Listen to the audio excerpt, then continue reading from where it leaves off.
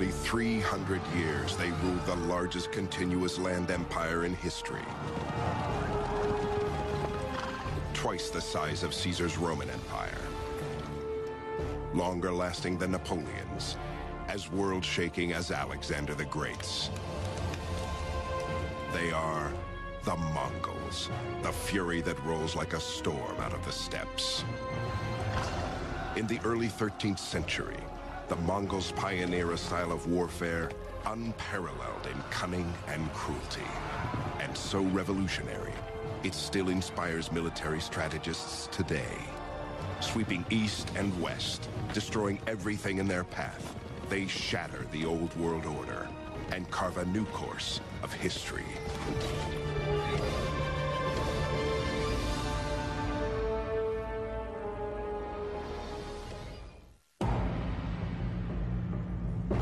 It is the end of the 12th century.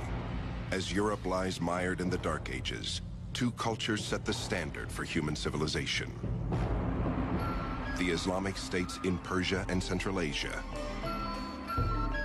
And far away to the east, a trio of fabulous kingdoms in China. Between these stretch vast, inhospitable grasslands, the Eurasian steppes. Although the steppes are formidable, they are not empty. Nomadic tribes, the Tatars, Mongols, and others, eke out a grim life. These are some of the coldest places on Earth in Mongolia. Temperatures 90 degrees below zero. So for much of the year, they're fighting nature. It's a life with no margin of safety in it. In 1175, the Tatars renew an old feud with the Mongols. These two tribes, so similar in lifestyle and belief, are bitterly divided by ancient rivalries, a never-ending cycle of alliance, treachery, and revenge. Caught up in their own struggles, they ignore their common enemy, the rich and powerful Jin of northern China. The Jin dynasty, their policy towards Mongolia was one really of divide and conquer. And the Jin would employ the Tatars on raids against other nomadic groups, tribes, khanates that grew too large and too threatening. The Jin wisely perceive that as long as the people of the steppes are focused on each other, they won't trouble them. It is in this time of upheaval that great Mongol conqueror Genghis Khan arises in the 12th century. He does so not from a family of kings or princes, but as a fatherless boy, facing death with his family on the barren steppes. Genghis Khan's given name is Temujin, Mongolian for ironworker. It's fitting. His life will demand an iron will. In 1175, when he is barely 9 years old, his father, leader of the clan, is poisoned by the Tatars. Genghis Khan's father had been an up-and-coming tribal chieftain. Perhaps if he'd lived, he might have become the next Khan of the Mongols. But as soon as he was poisoned, the widows of the previous Khan led the Mongols to desert the widows of Jisige, Genghis's father. And the result was that Genghis Khan was left on the steppe alone with his mother. Abandoned with her children, Temujin's mother gives him a simple charge: seek revenge.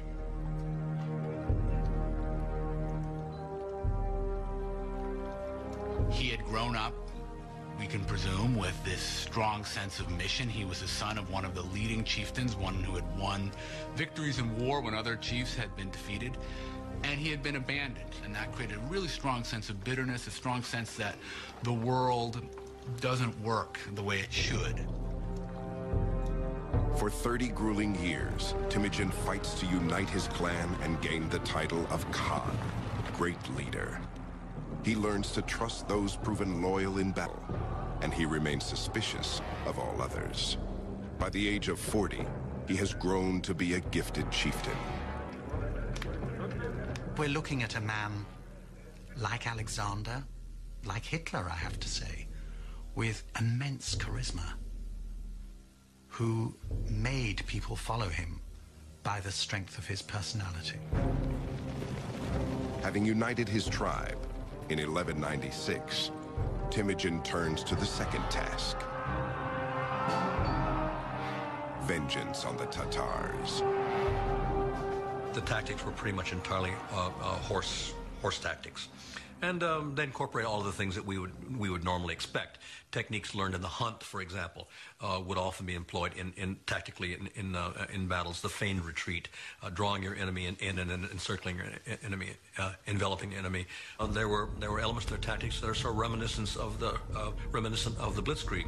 What I do see new in the case of Temujin Chengiz Khan is his reorganization of society. That has to be reckoned among the most important, not only social innovations, but military innovations, in which he takes the old Central Asian Mongolian tribal structure and refashions it in his own image in a way, breaking the old tribal loyalties, but maintaining the kind of power of this tribal cavalry. As far as we can tell, in virtually every battle they fought, in every battle they won, the Mongols were substantially outnumbered by their enemies. But they were much more mobile because they had so many horses, and they were able to operate, it seems, in small tactical teams. No more than a few score at most.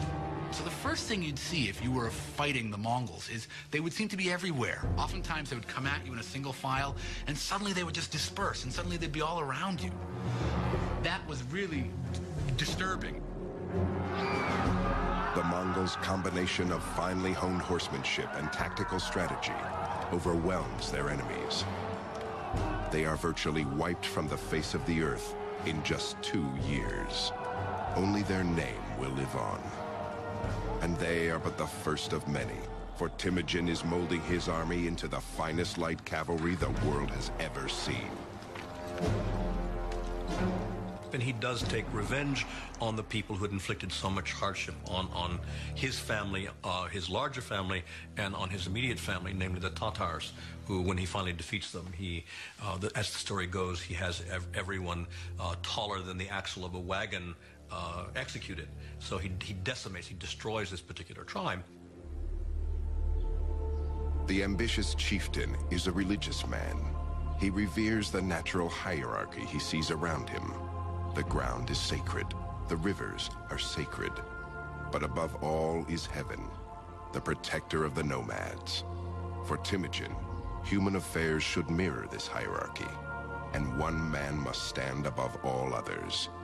Temujin has no doubts that fate has chosen him to lead. So he believed, on the one hand, that he was of a heavenly destined lineage.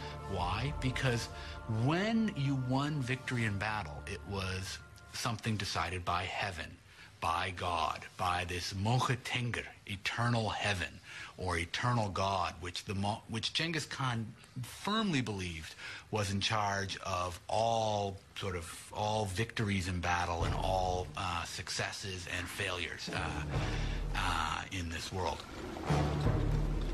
In 1206, a ruler's council of steppe tribes acclaims Temujin as universal leader, or Genghis Khan.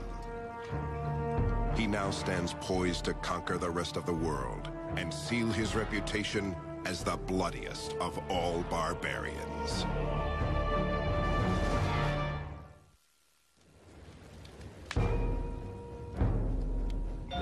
Driven to avenge his father's murder, and empowered by a sense of his own destiny, in 1206, Genghis Khan rises from obscurity to the brink of world domination. He is the ultimate leader, the Khan, of all the restless and nomadic tribes of the steppes. His people live a difficult life in a brutal environment. This is a society that is perpetually on the move. So they're ready to bundle up shop in no time at all. So what does that say about how these people live? The tents they live in. They have a cane framework and felts are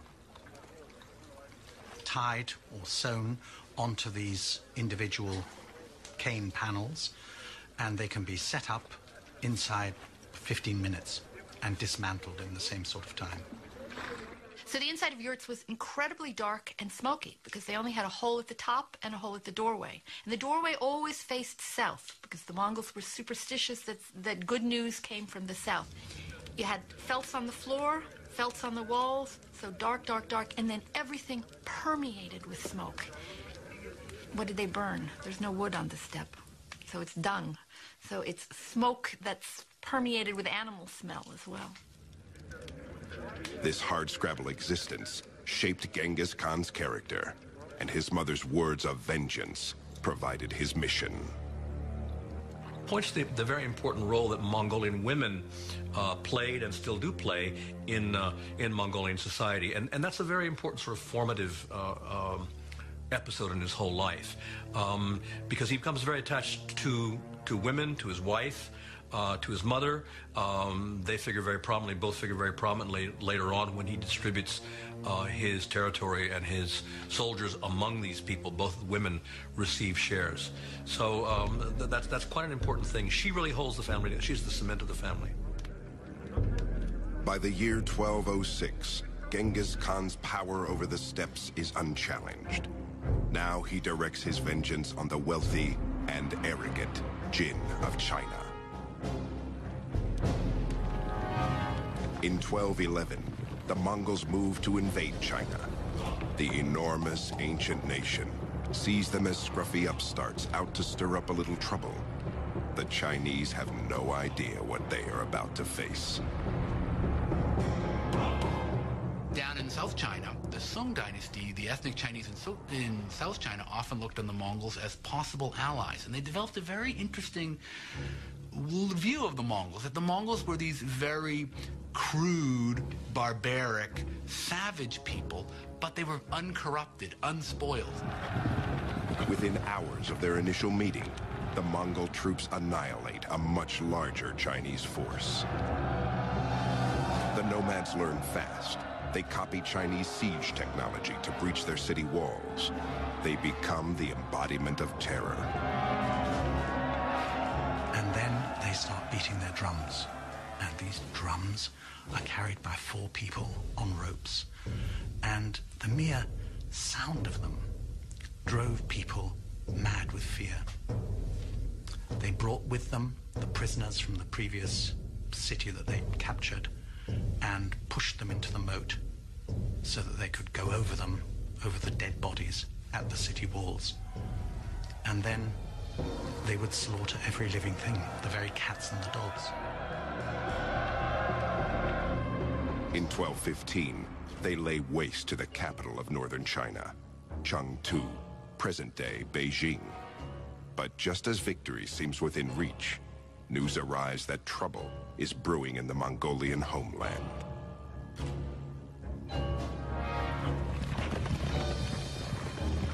The news reaches Genghis Khan across 1,000 miles of territory, carried by a surprising system of communication that eventually will connect the entire Mongol Empire. They developed very early on a system known as the Yam, which was basically the Pony Express. And 2 messengers would be sent out with special badges that they wore around their waist, showing that they were official emissaries of the government. And horses would be provided at post stations every 25 miles for these 2 to ride off carrying in their hands, literally, rolls with messages on them. In 1218, the Yam riders bring Genghis Khan the news that Kuchlug, the Khan of the Naiman clan, is fomenting a rebellion among other disgruntled tribesmen. Genghis Khan's hard-won order is being threatened by disloyalty from his own people. This cannot be tolerated.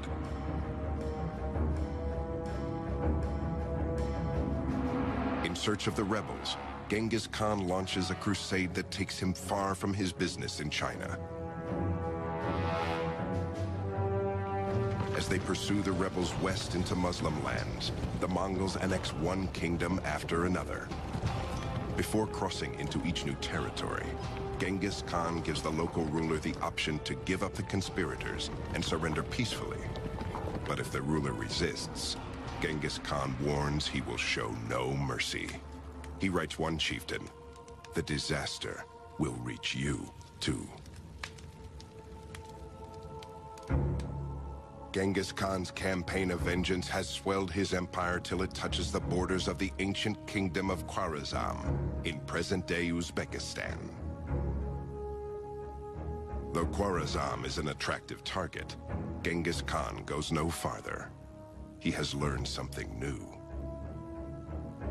I think that the key moment in the career of Genghis Khan that lifted him from being a territorial chieftain in Outer Mongolia, and it's not accident that Outer Mongolia means the boonies, it means the back of beyond, that moved him from that to a player on the world stage, was when he began to realize that his territories were on the Silk Road and that he could change the fortunes of his people by trade.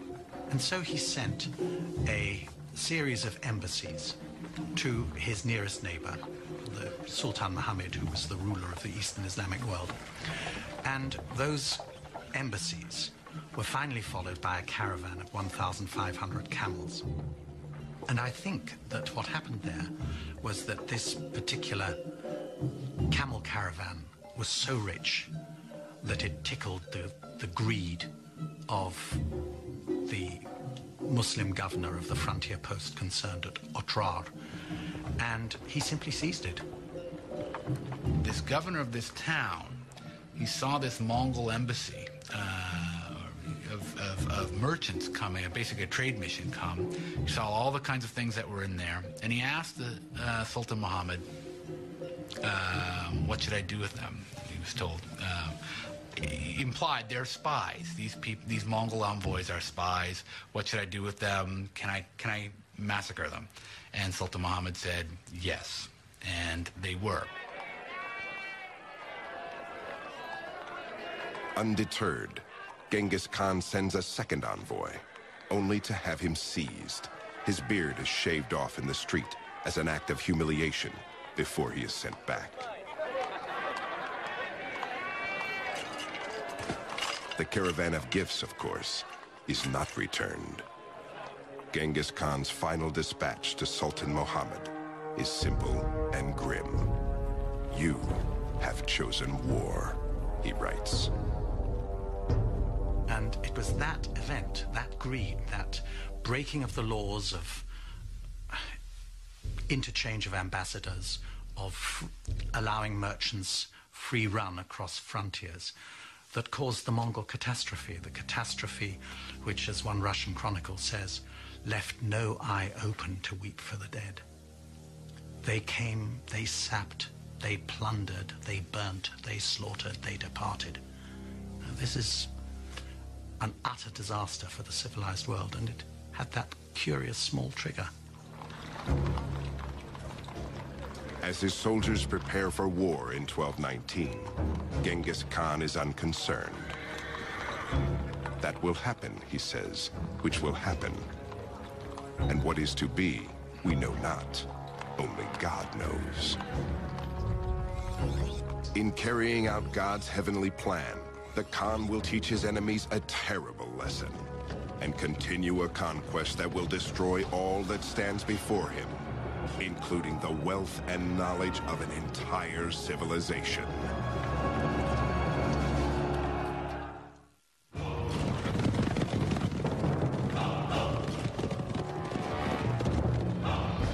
Genghis Khan has unified the nomadic Mongols, subdued the wealthy Chinese, and now, in 1219, stands perched to take on Sultan Muhammad, the ruler of the Khwarezm Empire of Central Asia. Genghis Khan is a man driven by revenge. In Alchuk, the Sultan's governor has flagrantly humiliated a Mongolian diplomatic envoy, an abuse that cannot stand. But the Sultan's stronghold, Samarkand, is defended by an army much larger than Genghis Khan's own. To even the odds, the Khan turns to tools that have served him well in the past: mobility and surprise. Much more interesting about this particular campaign is the fact that Genghis Khan divided his army in the face of a superior opponent. This is tactics that we associate again with people like Robert E. Lee or with Blitzkrieg and during World War II. The purpose being, again, to penetrate the enemy's front and to create confusion and diversion and so on in the rear, to be able then to turn back and take these places. So I find that to be a very significant part of what he does. Genghis Khan's first blow comes at the border town of Utrar in 1219. After a 5-month siege, the Mongols burst through the defenses and lay waste to everyone and everything in their path. There is no limit to their cruelty. Why were the Mongols so cruel? It's a difficult question, and no one really knows the explanation. But the fact of it, I think, can't be doubted, that these were people who did not wage war in the ordinary way. A special fate is assigned to the greedy governor, Inalchuk. He discovers firsthand the meaning of the old Mongolian proverb, "Return what people give to you." Dragged from his hiding place in the citadel, he is held down while molten silver is poured into his ears and eyes.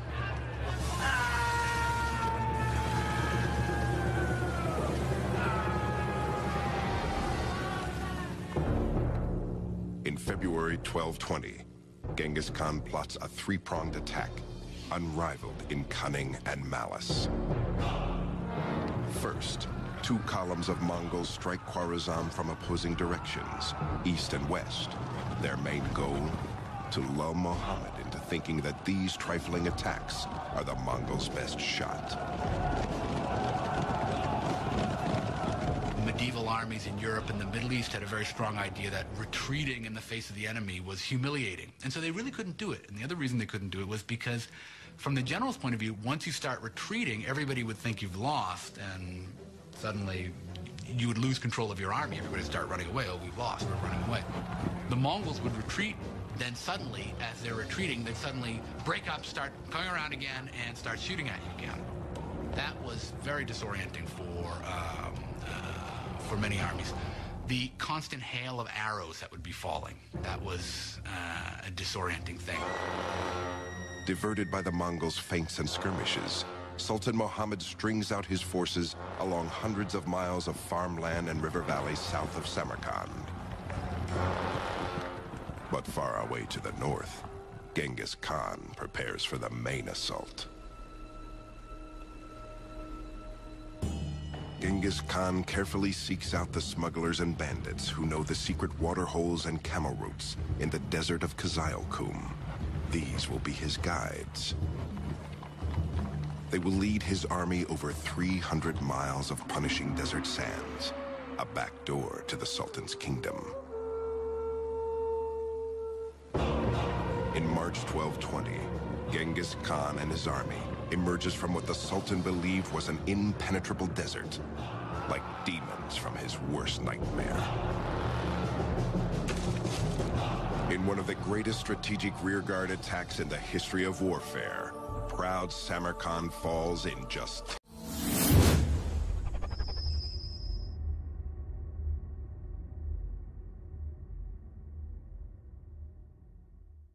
10 days. Sultan Muhammad shows his true colors, fleeing for his life from one city to the next.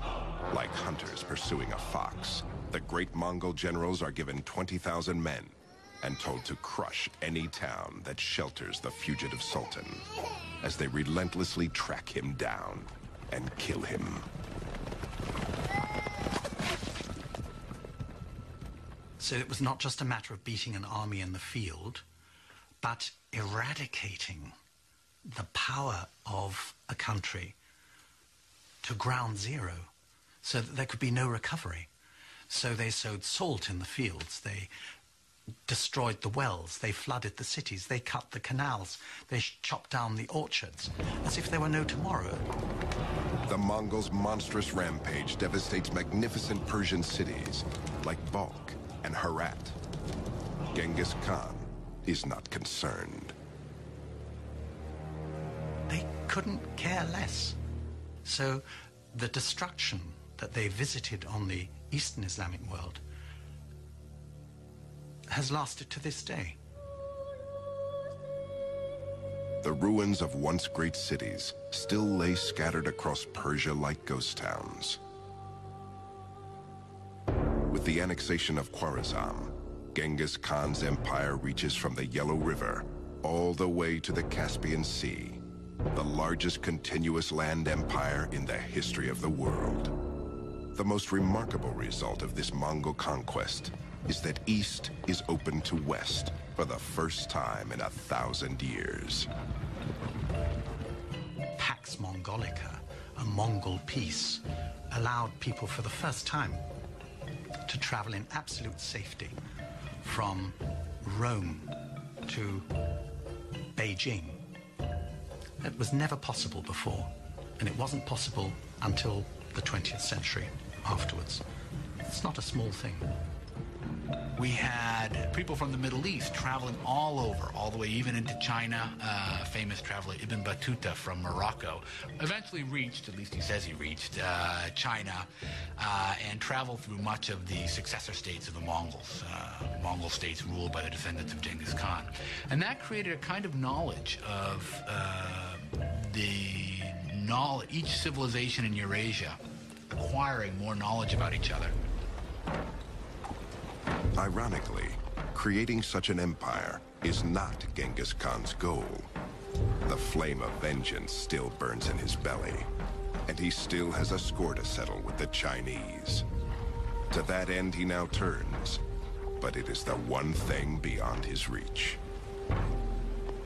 In 1227, in his mid-60s, Genghis Khan dies on the march to China.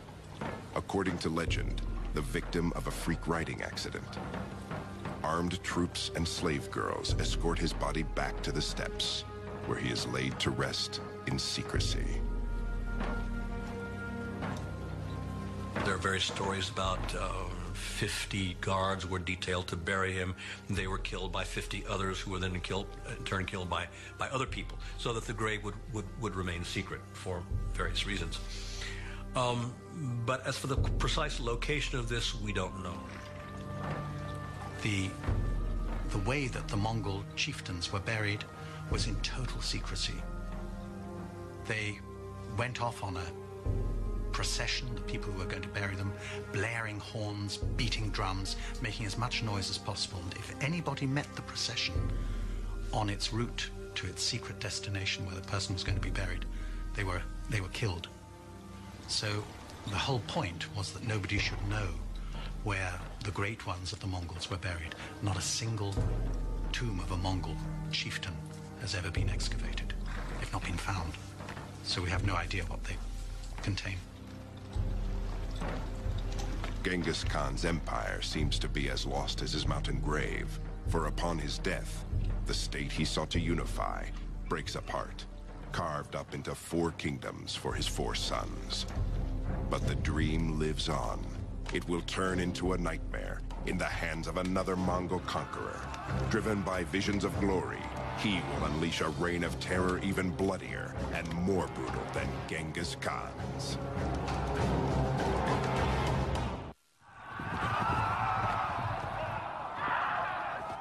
In an eruption of violent conquest, the Mongolian Empire continues to expand after Genghis Khan's death in 1227. In the west, the Golden Horde, descendants of Genghis Khan, rules southern Russia and Khwarezm. In the Far East, the Khan's grandson defeats and unites the 3 kingdoms of China. And in Persia, the Mongols convert to Islam, building fabulous mosques to glorify their new god. Still, as successful as the Mongolian Empire may be, its huge size makes it difficult to maintain. there weren't enough Mongols. This was not a gigantic nation. It wasn't like China, for example. Perhaps there were as many as 100,000 people in the Mongol army, and that was about it. So the wider the territories they controlled, the thinner the crust of Mongol dominion on them. By the mid-14th century, Genghis Khan's empire lies in shambles. Like the old Mongol clans of the steppes, the rulers spend their time fighting each other instead of combining their strength. The actual power was slipping from the hands of the Genghis Khan, the descendants of Genghis Khan, and falling into the hands of these tribal warlords, people who were not themselves of the imperial family, but who were the real holders of power. In the middle of the 1300s, in the Muslim lands of Khwarezm, in modern-day Uzbekistan, a young Mongol boy named Timur prepares to steal his neighbor's sheep. He is a clever and stealthy adversary to the shepherd, but this time, his luck will fail him. It is said that he receives a wound that never fully heals, making him lame for life. As he grows to power, he is called Timur the Lame, or Tamerlane in the West. It is a name that his enemies will come to dread. By the year 1360, Timur is an important emir, or leader, a master chess player, a skilled strategist. Though he is a Mongol, he cannot claim descent from Genghis Khan, so he creates an elaborate genealogy linking himself to the great leader. He even takes 2 wives descended from Genghis Khan to legitimize his claim. Timur certainly, I think, saw himself as restoring a certain view, a certain version of Genghis Khan history. It was his own version. It reflected very much through the prism of his own ambitions. And he, at a certain point, saw himself as a man of destiny, not only as simply the agent of the righteousness of the Genghis Khan cause, but saw himself as a person acting in his own right. By 1375, the Mongol Empire is not Timur's only restoration project. A century and a half after Genghis Khan puts Samarkand to the torch, Timur hopes to make his adopted hometown the jewel of the world. He was born in that very area, and he was always attached to what is now Uzbekistan as his birthplace. And in the course of his campaigns, wherever he went, he would kill all the men in a city that he had captured, but he would save all the artisans from death and transport them back to Samarkand. So you must imagine Samarkand alive with traditions from all over the Muslim world, from China, also from India. So Samarkand was something special. Samarkand was a garden city, and one of Timur's main construction activities was to provide irrigation canals that opened up whole suburbs with these wonderful gardens. Because Timur was a Muslim, he also constructed Muslim buildings, and he used a lot of the booty that he acquired when he conquered India to construct an absolutely enormous mosque. One of the attributes of Timur seems to have been his pride and his megalomania, we might say. And you see this in this mosque. It is colossal. Size was the big thing. The entrance way is 50 feet tall. And clearly the impression you're supposed to get is I, the humble little worshiper, have to go through this 50-foot doorway to get in. The magnificence of Samarkand is a testament to the might of Timur, but it is also a testament to his brutal means of keeping order. Outside the walls of Samarkand, his merciless cruelty becomes legend. From 1385 on, Timur systematically sacks all of Western Persia, as well as cities throughout Azerbaijan, Georgia, Armenia, and the Caucasus. Tens of thousands of people are slain along the way. In 1398, Timur follows in the footsteps of the Greeks, leading an audacious expedition over the world's most notorious mountains, the Hindu Kush. He then lays waste to northern India. But the farther Timur extends his reach, the more difficult it is to control hostile populations. When the inhabitants of Delhi rebel against their new Mongol masters, Timur takes a page out of Genghis Khan's Book of Terror and writes a new and even more horrific chapter. The reports that he cut off the heads of his victims and piled them into huge heaps occur so often that one can't help wondering whether this is not accurate and not just mere rhetoric, but it wouldn't account for the numbers, 70,000, 80,000. I think we're talking about psychological warfare, which is something that the Mongols had introduced. It's one thing to go to war. It's quite another to use terror as a weapon of war. And this is what Timur did. Timur built upon the legacy of Genghis and used it effectively. He was more terrible in that sense that he slaughtered more brutally, more quickly, but always sparing the artisans. When they say he destroyed the city, that's somewhat of a metaphor, meaning he killed off enough people to make it look bad, and then he brought back from every city he conquers the best workers, the best artisans, the best engineers, the best products. The vaulted skyline of modern-day Istanbul bears testament to the one dynasty that stood in the way of Timur's dream of a Genghis-sized empire, the Ottoman Turks. In 1402, Timur's expanding lands reached the immovable borders of Ottoman Sultan Bayezid. Proud to the point of arrogance, neither leader can tolerate the other. Timur even goes so far as to suggest Bayezid's mother is of dubious birth, meaning she is a whore. Bayezid can stand no more. Leading one of the finest armies in the world, the Sultan rides out of his fortress at Ankara to meet Timur's far smaller force. Confident and imposing, he knows little of the cunning genius of the Mongol Timur. In 1402, goaded by slurs on his honor, the Ottoman Sultan Bayezid races to meet Timur's Mongol forces.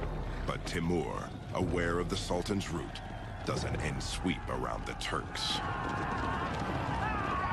Traveling off the beaten track, he catches the Sultan off guard.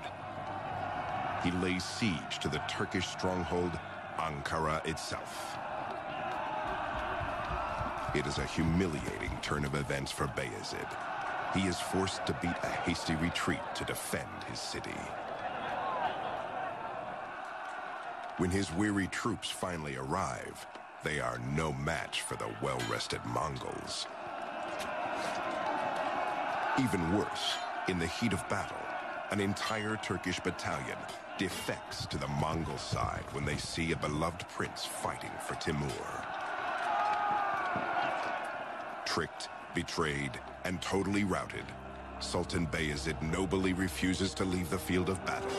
He is determined to fight to the last, but he is captured and taken prisoner. The Ottoman defeat may taste sweet to Timur, but it is even more delicious to Christian Europe. Now, if you look at this on the grand strategic map of Eurasia at the time, the Ottoman sultans were poised to scoop up Constantinople. They had moved into Europe, they had encircled it, they were ready to begin the siege that would have destroyed the principal city of Eastern Christendom. And just then, that was their bad luck. Someone came knocking at their back door, and that was Timur.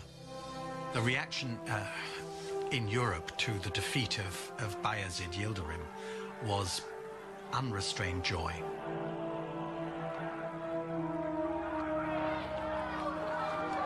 With the defeat of the Ottomans in 1402, Timur's empire nearly matches Genghis Khan's in size and scope.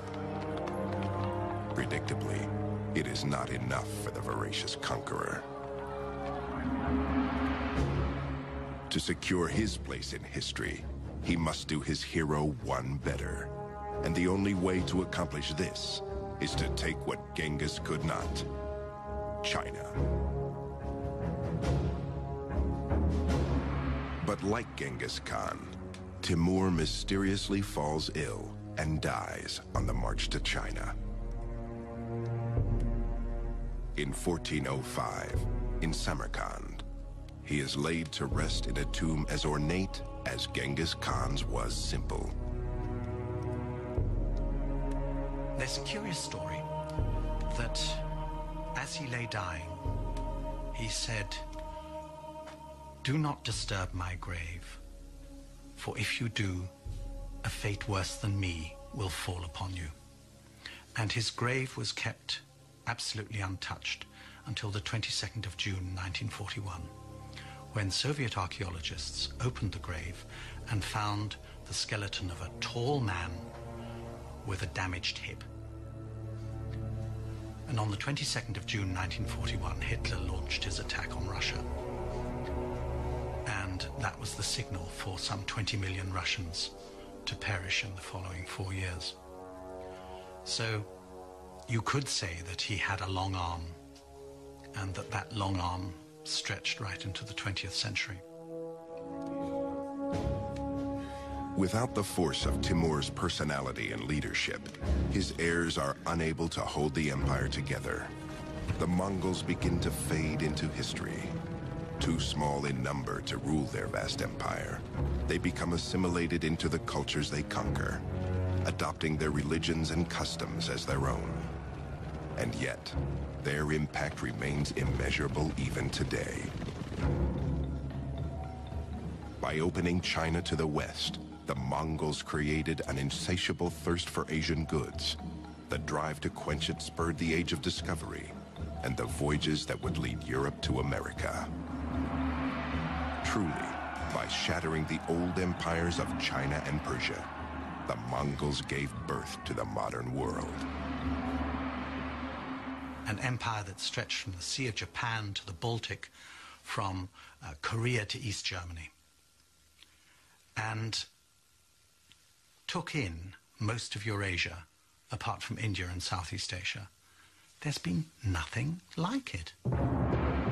Will the world ever see another empire like it? In Mongolia, some fervently hope so. Even today, Genghis Khan is worshipped there as a god. His name is a source of national pride, his tent a hallowed shrine. Small wonder, then, that the Mongols wait eagerly for the spirit to rise anew and for the barbarian to return.